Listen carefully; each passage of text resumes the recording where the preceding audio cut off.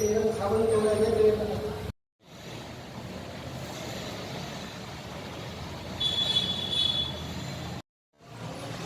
Street Shri Venkateswara దేవాలయము. నేను cashier. నేను నా పేరు గోప.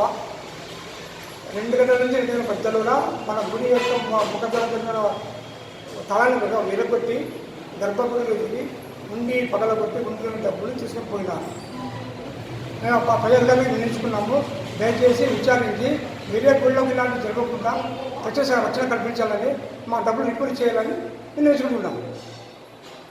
కనుక్కొని రికవరీ మా డబ్బులు రికవరీ చేసి వేరే గుళ్ళకి జరగకుండా రక్షణ ఆశ్రయం తీసుకోవాలని కోరుకుంటున్నాము.